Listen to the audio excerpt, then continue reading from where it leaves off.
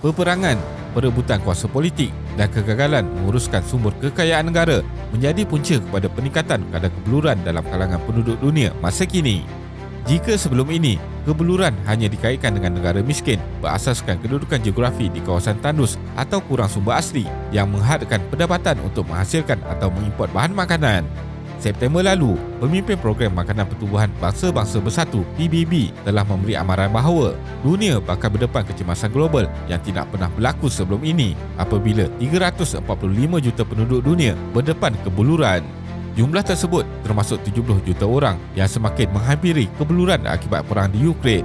Menurut pengarah eksekutif Program Makanan Dunia PBB, 345 juta orang menghadapi masalah kekurangan makanan yang kritikal di 82 negara. Angka ini adalah 2,5 kali ganda daripada bilangan orang tidak mempunyai bekalan makanan mencukupi sebelum COVID-19 melanda pada 2020. Situasi ini amat membimbangkan kerana 50 juta daripada mereka berada di 45 negara yang sememangnya sedang mengalami kekurangan zat makanan yang sangat teruk dan ambang kebeluran. Sejak krisis Rusia dengan negara jirannya, Ukraine pada 25 Februari tahun lalu, kos makanan, bahan api dan baja telah naik secara mendadak.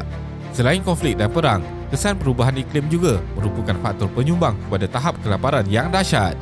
Tambahan pula, dunia sedang menghadapi krisis harga makanan global dan ini menjadi faktor penghalang terbesar dalam usaha untuk menamatkan kemiskinan dan kebeluran di dunia. Jadi dalam video kali ini, kita akan melihat senarai 5 negara yang mempunyai kebeluran paling tinggi di dunia. Teruskan menonton. 5. Chad. Negara Chad yang merupakan sebahagian dari rantau di Afrika Barat pernah menduduki carta negara paling tinggi kadar kebeluran bagi tahun 2020. Negara ini menghadapi kemarau berterusan dan hujan yang tidak menentu yang seterusnya menjadi punca krisis kadar kebeluran dan kekurangan zat makanan di kawasan ini.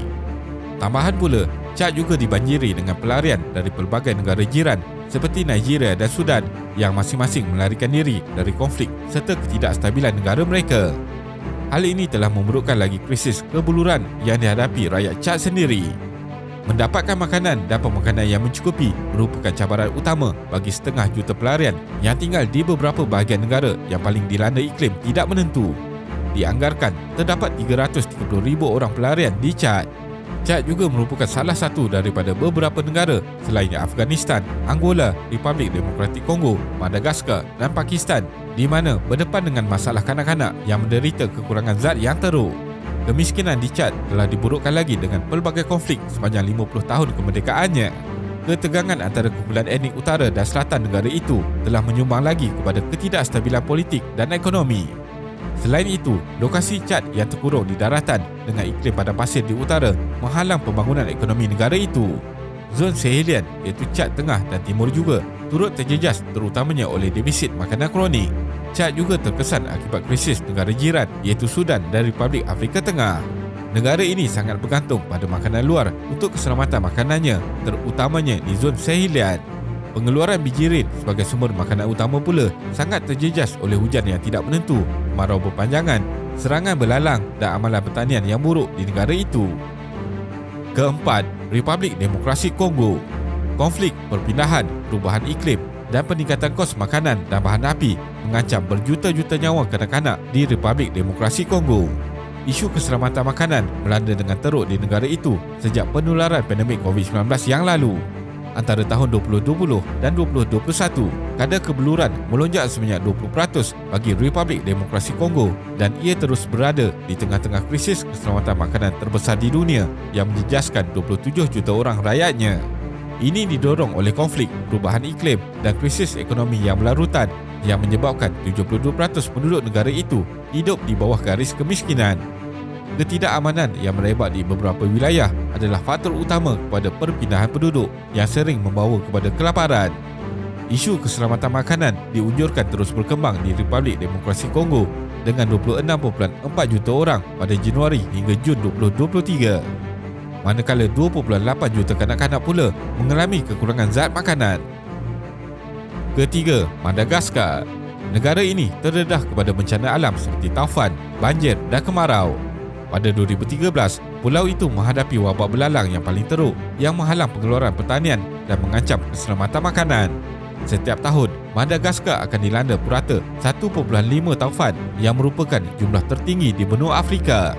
Hampir separuh daripada penduduk negara Madagaskar, iaitu sebanyak 48.5%, mengalami masalah kekurangan zat makanan antara 2019 dan 2021. Kesan kelaparan di Madagaskar telah menyebabkan hampir 40% daripada semua kanak-kanak terbantut.